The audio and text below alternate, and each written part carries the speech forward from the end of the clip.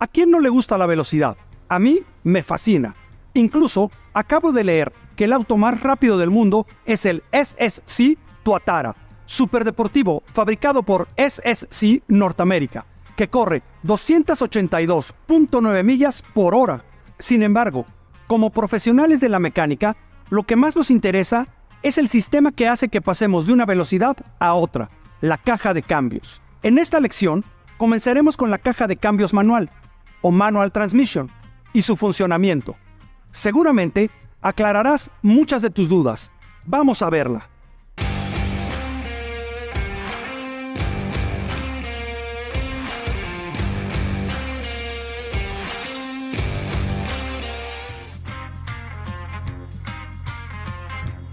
Comencemos con lo más importante, la caja de cambios manual. Es el mecanismo creado para cambiar gradualmente las velocidades y forma parte del sistema de transmisión. Vale la pena aclarar que el sistema de transmisión incluye el clutch, la flecha cardán, el diferencial y la caja de cambios. Este sistema depende totalmente del conductor, porque él tiene el control de la palanca de velocidades y esta conecta con una serie de barras o flechas unidas al mecanismo de engranes, de tal forma que solo hay que presionar el pedal del clutch para que dichos engranes se liberen y se pueda pasar a la siguiente velocidad. Por cierto, ¿sabías que el primer registro que hay de una caja de cambios lo diseñó Leonardo da Vinci? Era de dos piezas, una cilíndrica y otra cónica, que interactuaban por medio de engranajes para hacer un solo cambio de velocidad. Ahora hay hasta de 6 cambios. Entonces, veamos el funcionamiento de la caja de cambios manual paso a paso. La caja tiene un eje primario, o de entrada, que está conectado al motor a través del disco de embrague que le da movimiento a la caja. Su energía de rotación pasa al eje intermediario, que la transfiere a las ruedas dentadas o sprockets, del eje de salida o secundario. Este se enlaza a las ruedas del auto. Los sprockets están dentados diagonalmente para ajustarse a sus respectivos ejes y a otros engranes. Se bloquean en el eje de salida mediante un conjunto sincronizador que incluye un cubo estriado, una pieza desplazable o sliding sleeve o sincronizadores a los costados. Esto provoca el cambio de velocidad. Para cambiar de punto muerto a la primera velocidad, el sliding sleeve se desliza lentamente.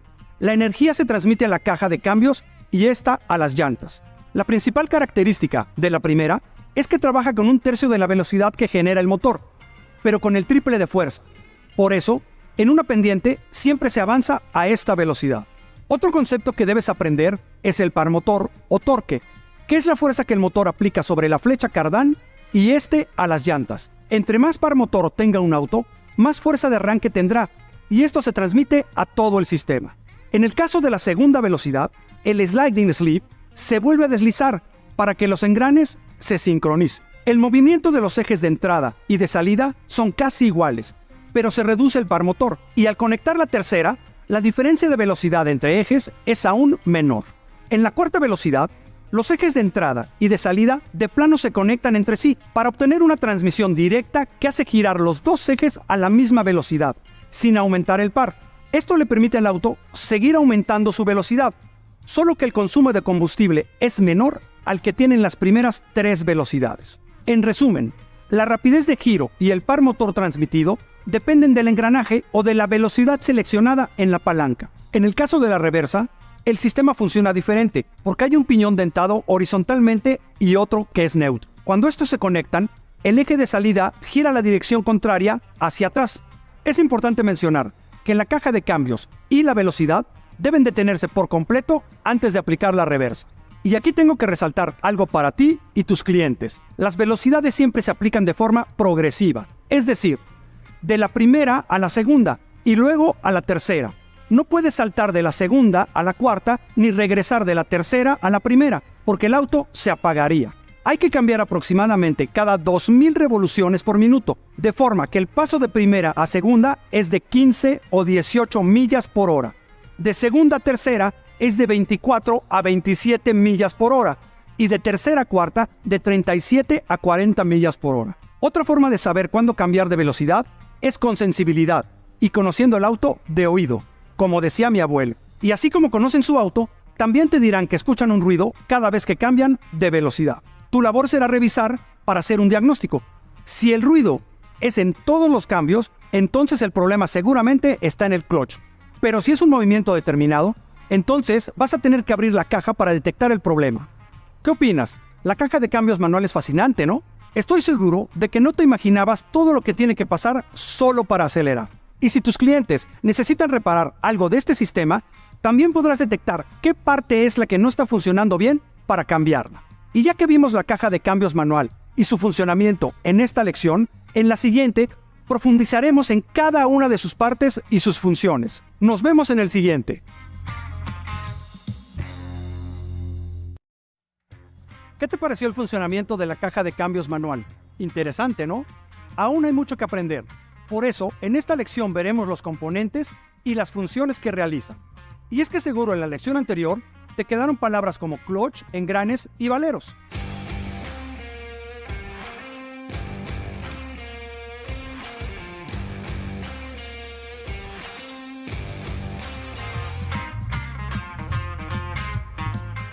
Comencemos con el clutch o embrague, que no solo es el pedal que está junto al freno, sino también el que conecta la potencia que llega del motor hacia las llantas. Tiene dos posiciones, embragado y desembragado. El primero es cuando pisas el pedal y el segundo cuando lo sueltas.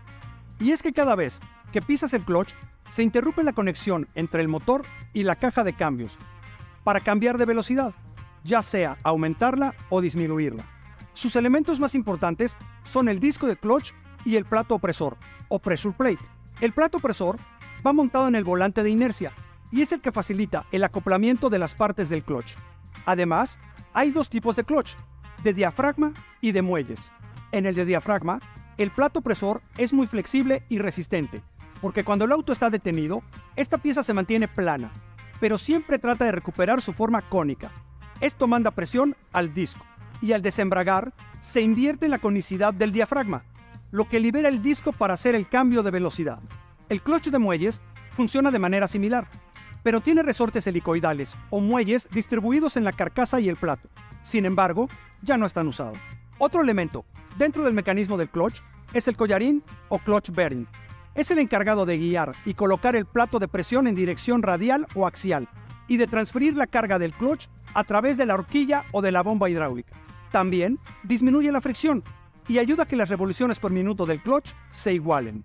¿Y quieres saber otro dato? El mecanismo del collarín se creó desde la época de Mesopotamia, alrededor del año 3500 a.C. Era un bloque redondo de madera que rodaba en un eje del mismo material.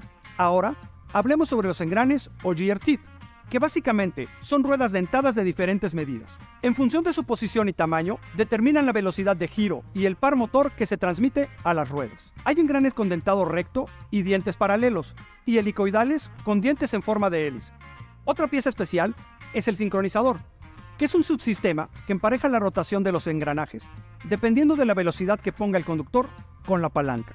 Entonces, cuando haces el cambio de velocidad, estos sincronizadores hacen que los engranajes coincidan en rapidez y el auto avance en primera o cambie a segunda, a tercera y así sucesivamente. Además, hacen que los cambios de velocidad sean más fáciles y la aceleración más rápida. Luego, el sincronizador va montado libre en un eje y tiene dos anillos sincronizadores. Estos se mueven mediante tres chavetas o cuñas que los empujan. Las cuñas van integradas en las ranuras del cubo y este se encuentra fijo en el eje que va unido a las llantas. Cuando sucede el movimiento de la palanca, otra pieza llamada deslizador o shifting sleeve es la que acopla el eje al engrane con la ayuda del movimiento de los demás elementos. Muy bien, ahora pasemos a los ejes que son tres: primario o de entrada, intermedio y secundario o de salida. Empecemos con el primario, que es el que gira cuando recibe el movimiento que llega del motor, después de que el clutch se acopló con la caja de cambios. De un lado se acopla al disco de clutch y al otro a un engrane que también se llama primario. El eje intermedio es una sola pieza que contiene tantos engranes como número de velocidades tiene el auto, es decir, de 3 a 6. Y el secundario o de salida es el que lleva la potencia fuera de la caja de cambios y la entrega a las llantas. También tiene una serie de engranes que se acopla cuando cambia la velocidad. Y el eje de reversa lleva un engrane entre los ejes primario e intermedio para poder invertir el sentido de la rotación habitual. Las piezas de la caja de cambios manual están expuestas todo el tiempo a la fricción y el desgaste, por eso necesitan lubricación con aceite. pero el buje piloto de la flecha primaria y el estriado del disco del clutch necesitan lubricación con grasa. Revisa los tipos de aceite y grasa del manual del fabricante. En caso de que no tengas esa información, usa grasa de alto rendimiento y resistencia a las altas temperaturas con molibdeno. Por cierto, tengo un dato curioso. En el año 3000 a.C., utilizaban pasta de caracol o grasa animal como lubricante para el mecanismo de madera que tenían en esa época.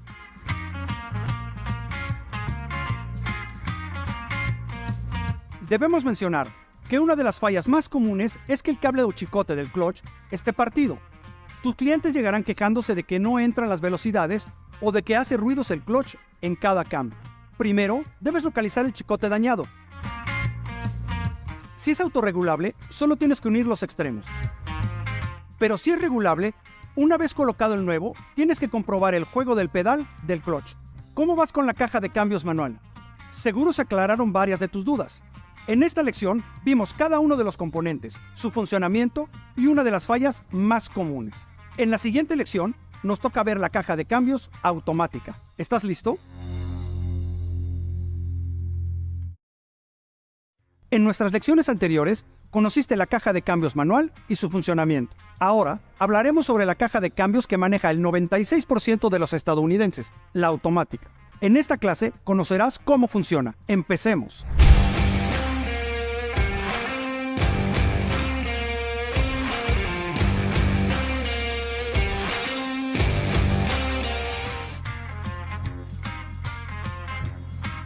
Como su nombre lo indica, la caja de cambios automática es capaz de seleccionar todas las velocidades que requiere por sí misma. Para esto, el auto se basa tanto en la velocidad que lleva como en el régimen de las revoluciones por minuto del motor. Como resultado, los vehículos automáticos no necesitan pedal de clutch y tienen una configuración distinta en la palanca de velocidades. En vez de marcar cada velocidad, tiene las siglas P Parking, R Reverse, N Neutral, D Drive y L Low, e indicadores de otros modos de manejo, como Sport o Eco.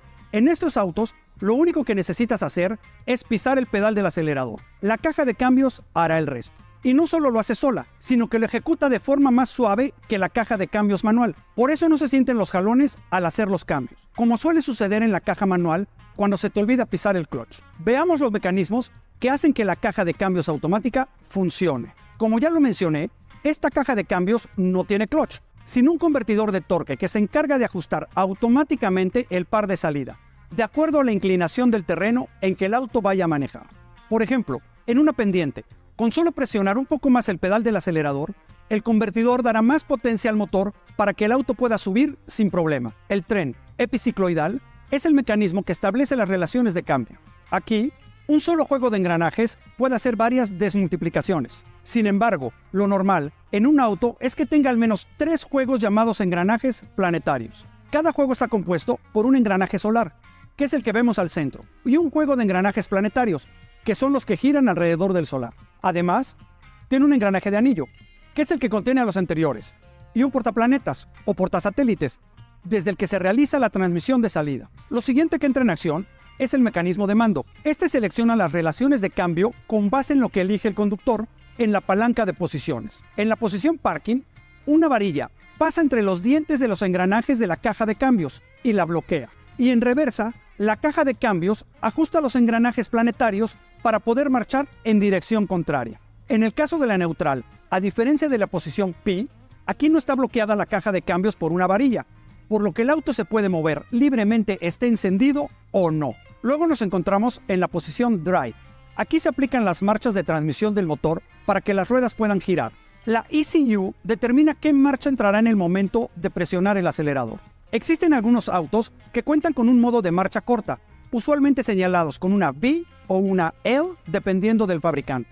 La principal función de esta marcha es dar mayor torque cuando nos encontramos en situaciones de pendientes empinadas. En algunos autos, la caja de cambios también tiene otras modalidades, como ciudad, off-road o todoterreno. Estas funcionan por medio del control electrónico de la caja de cambios automática. Por medio de una perilla o botón de selección, le indicamos al sistema de transmisión el tipo de rendimiento dependiendo del camino, ya sea ciudad, terracería o incluso nieve. La manera en la que estos sistemas regulan el comportamiento del motor y la transmisión es recabando datos, como la frecuencia con la que el conductor pisa el freno, si se encuentra en pendiente o en plano, cuántas curvas está tomando, entre otros factores. La tecnología de la transmisión automática tiene una variante llamada transmisión variable continua o Continuously Variable Transmission. Para trabajar con estas transmisiones se requiere de una especialización distinta, pero no está por demás que comiences a familiarizarte con ella. La CVT sustituye los engranajes por un sistema de bandas metálicas y dos poleas conectadas entre sí, por una cadena o correa de goma de alta resistencia.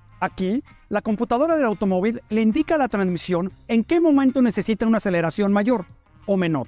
Así que la fuerza de tracción es suave y las revoluciones por minuto son constantes. Esto se traduce en ahorro de combustible de hasta un 7% en la ciudad. Las marcas japonesas como Toyota, Mitsubishi, Nissan y Honda, aunque no en todos sus modelos, las utilizan. Muy bien, ahora sabes más acerca de cómo funciona la transmisión automática. Cada vez hay más autos con este tipo de caja, así que es importante que aprendas más de este tema. En la siguiente lección, ahondaremos en cada uno de sus componentes y sus funciones. Hasta la próxima. Ya vimos que la caja de cambios automática hace que las ruedas reciban la potencia que genera el motor de un automóvil. Pero esto no es nuevo. La primera caja semiautomática la hizo en los años 30 el fabricante alemán Daimler, que después formó parte de Mercedes. Y este mecanismo se ha ido perfeccionando a través de los años. Ahora, nuestra labor como profesionales de la mecánica es conocer cada detalle. Por eso, en esta lección, profundizaremos en sus componentes.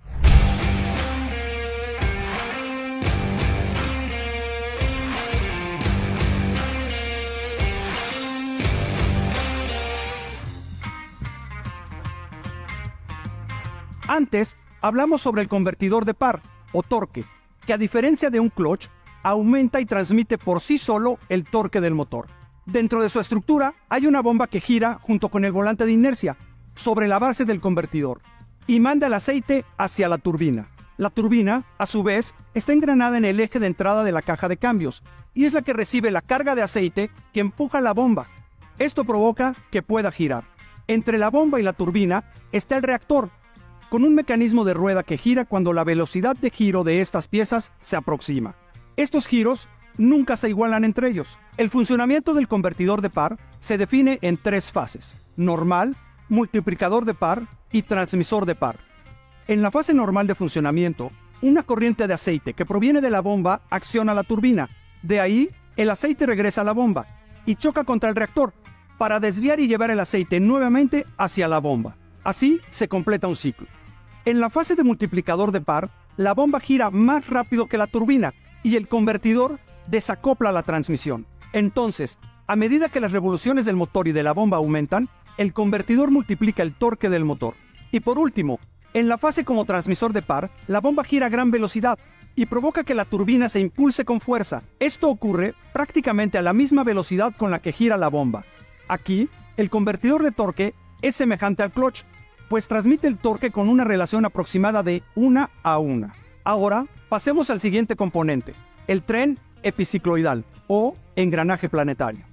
Ya vimos que tiene una serie de engranajes: solar, planetarios, anillo y portasatélites. Para entender cómo funcionan, debes saber dos cosas: que pueden girar a distintas velocidades y que a esto se le conoce como relaciones del tren engranaje planetario. A veces van rápido, a veces van lento, o incluso en sentido contrario, gracias a la variación en el movimiento de sus piezas. Estas relaciones son 4 y cambian según el movimiento e interacción de las piezas. En el caso de la primera relación, el tren solar tiene movimiento, pero el engranaje del anillo no. Esto provoca que la actividad de los engranajes planetarios dependa solo del solar y que los portasatélites vayan lento. La segunda es cuando el anillo tiene movimiento, pero el engranaje solar no. Entonces, el portasatélites es más lento que en la primera relación. En la tercera relación, el movimiento del anillo, el engranaje solar y el portasatélites giran en conjunto a la misma velocidad que el motor. Ya en la cuarta sucede lo contrario, ya que el sistema gira a la inversa. Esto se debe a que el sistema completo del tren planetario está girando, pero el portasatélites no. Entonces, los engranajes planetarios giran sobre su propio eje y empujan el anillo en dirección contraria. Para que todas estas relaciones sucedan, la caja de cambios automática puede tener hasta 3 engranajes planetarios y siempre tienen un mecanismo de mando. Este selecciona automáticamente las relaciones de los trenes epicicloidales. Tiene un conjunto de válvulas hidromecánicas que se accionan por medio de unos dispositivos electromecánicos llamados solenoides. Pasamos ahora al clutch. Sí, así como lo escuchas, aunque los autos automáticos no tengan pedal, sí tienen un clutch, que está presente de manera distinta. En este caso, consta de unos discos de clutch o pastas. Estos abrazan un sistema de engranes planetarios. Cuando el primero se comprime, detiene el primer engrane solar, pero no el segundo. Entonces, este puede mover los engranes planetarios junto con el portasatélites. Aquí es cuando sucede la primera velocidad. Cuando el segundo grupo de pastas se comprime, se acciona la segunda velocidad. Y ojo aquí, la transmisión puede tener más juegos de engranes planetarios, que si se mueven cada uno, los discos del clutch pueden activar más velocidades. Con solo 3 juegos se pueden obtener hasta 6 velocidades y una para atrás. Además, el cambio entre una y otra velocidad es prácticamente instantáneo e imperceptible. Lo siguiente son los ejes y valeros o bearings. El primero es el eje de entrada, que recibe directamente la potencia del motor. Está conectado con un eje intermedio a través de una caja que contiene los paquetes de pastas que transfieren la energía. Luego está el eje intermedio, conectado al eje de salida o secundario, y es el que transmite la potencia a las llantas. En cuanto a los valeros, los más comunes en este tipo de transmisión son los de aguja. Estos tienen rodillos entre 3 y 10 veces más largos que su diámetro. Ahora vamos con el módulo de control de transmisión, o Transmission Control Module, TCM. Es la llave maestra de la caja de la transmisión automática. Se trata de un sistema electrónico computarizado que procesa toda la información que recibe de los componentes de las cajas automáticas y del módulo de control del motor, o Engine Control Module, ECM. Este último recopila toda la información que recibe desde los sensores que hay en el motor para regular cuándo y cómo un vehículo cambia de velocidad. Y el TCM las recibe para enviar señales a las pastas de bloqueo para regular la eficiencia y la potencia del combustible. Un elemento que tampoco puede faltar en este sistema es el aceite de lubricación. Sin él, pueden sobrecalentarse las piezas o pueden ocurrir fallas graves. El aceite que se requiere debe alcanzar temperaturas desde los menos 22 grados Fahrenheit hasta los 302 grados Fahrenheit, y es que intervienen tareas como acoplamientos, lubricación de piezas, evacuación de calor o transportación de residuos de abrasión. Incluso en cambio de velocidades y frenos de disco que llegan a 752 grados Fahrenheit, es casi la temperatura de la lava de un volcán. La caja de transmisión automática es propensa a sufrir diversos tipos de fallas, y seguramente la más común es el desgaste en las pastas y la rotura del tambor. En esos casos, tu cliente habrá detectado una pérdida de fuerza o tracción en su auto, así como un olor a aceite quemado. Para iniciar el diagnóstico, te recomiendo usar el escáner para corroborar la falla. Una vez que confirmes que es la caja de cambios, comienza vaciando por completo el aceite. Luego, debes despegarla del motor, desmontarla y desarmarla. Reemplaza por completo el paquete de discos.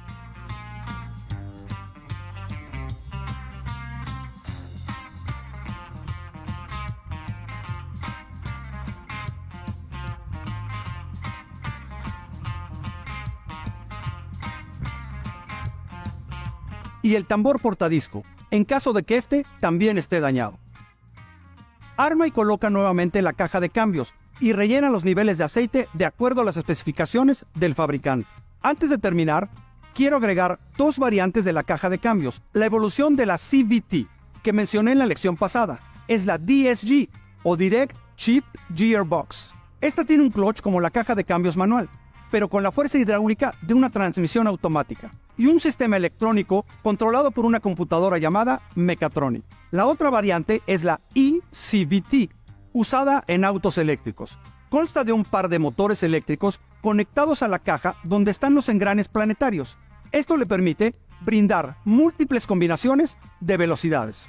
Por cierto, el eCVT fue creado desde 1958, hace 64 años, por la fábrica Daft, que lo llamó Variomatic. ¿Qué te pareció la transmisión automática? Su tecnología es de las que más ha avanzado en las últimas décadas, así que también será de lo que más veas en tu taller. Por eso, en esta lección, vimos sus componentes, cómo funcionan y 2 de sus variaciones. Aún no hemos terminado, y si amas la aventura, la siguiente lección te va a gustar, porque el tema es la caja auxiliar de transmisión 4x4. Ahí nos vemos. Estamos en la recta final del módulo 5. A estas alturas ya conoces los componentes y el funcionamiento de las cajas de cambio manual y automática. En esta lección hablaremos sobre la caja auxiliar de transferencia 4x4. Este tipo de caja se usa en vehículos como el icónico Jeep, Grand Cherokee, la Land Rover Discovery o la Mercedes GLE. Como ves, será una aventura saber cómo son estos sistemas por dentro. ¡Comencemos!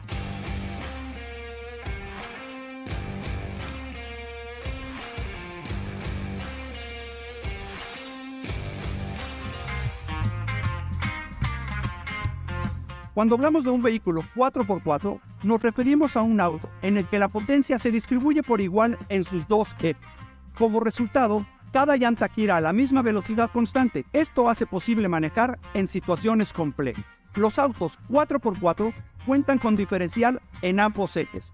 El diferencial es el mecanismo que transmite la potencia a las ruedas y decide cuándo deben ir a diferentes velocidades. Por lo general, la caja de transferencia 4x4 está a un costado de la caja de cambios, desde donde reparte el torque.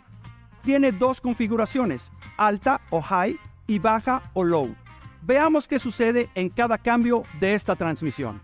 Comencemos con la 2H High. Este tipo de tracción funciona solamente en un eje, normalmente en el trasero, y dirige la potencia del motor hacia las ruedas. Se usa en carreteras y en condiciones normales de manejo. La siguiente es 4 High, la cual envía la tracción a los dos ejes y las cuatro llantas reciben la potencia del motor.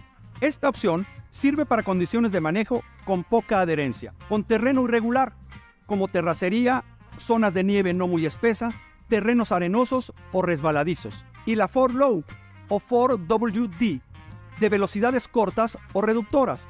En esta, la máxima fuerza de torque se aplica a las cuatro llantas y disminuye las revoluciones. Es para terrenos más complicados como barro, altos niveles de agua o zonas accidentadas con muchos desniveles. Este tipo de tracción se la debemos ni más ni menos que a Mercedes-Benz, que creó el primer vehículo 4x4 en 1907. Fue un pedido especial de la Secretaría de las Colonias de Alemania para la policía de Swakopmund. El auto era gigantesco porque medía 5 metros de largo, pesaba 3.6 toneladas y era de 6 plazas. Su potencia era apenas de 35 caballos de fuerza y su velocidad máxima de 24 millas por hora. Y pensar que ahora algunos coches pesan la mitad de eso y dan más del doble de caballos de fuerza. Pero bueno, sigamos con el funcionamiento.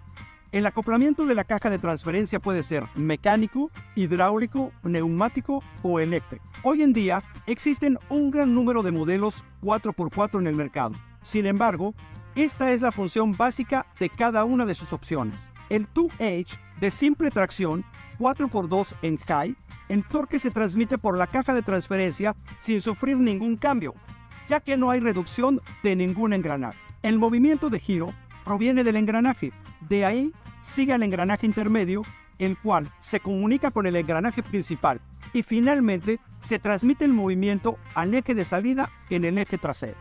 La siguiente es la 4H doble tracción 4x4 en high. En esta tampoco existe reducción de ningún engranaje. La diferencia es que ahora se acoplan las salidas a los dos ejes y a las cuatro llantas. Con esta hay tracción en las cuatro llantas y se puede cambiar la velocidad aún andando, pero antes de llegar a las 42 millas por hora. El siguiente es el 4L, doble tracción 4x4 en baja, donde hay una reducción de engranajes ya que se acopla un engranaje intermedio menor para obtener una reducción mayor. Aquí, el auto no podrá ir tan rápido como en las opciones anteriores, pero tiene más fuerza en las cuatro llantas para pasar terrenos más complicados. Existe una variación de esta caja de transferencia, la caja auxiliar eléctrica. Esta es la evolución de la palanca de la caja de transmisión 4x4, que de manera eléctrica controla el acople de alta y baja velocidad, la transferencia al eje delantero y trasero a través de una perilla selectora. Cuando el conductor selecciona una opción de transferencia, un motor eléctrico impulsa un selector que se desplaza empujando las horquillas, Dicho motor eléctrico está instalado externamente en la carcasa de la caja, donde a través de un sinfín mueve la horquilla de acople. Con esto llegamos al final de la lección. ¿Qué te pareció el sistema 4x4? Cuando lleguen autos de este tipo a tu taller, sabrás qué hacer para ofrecer un buen servicio. Hoy vimos la caja auxiliar de transferencia 4x4, los cambios de transmisión, las fallas comunes y la caja auxiliar eléctrica. En la siguiente hablaremos del diferencial. Sigue conmigo en esta aventura. Hasta la próxima.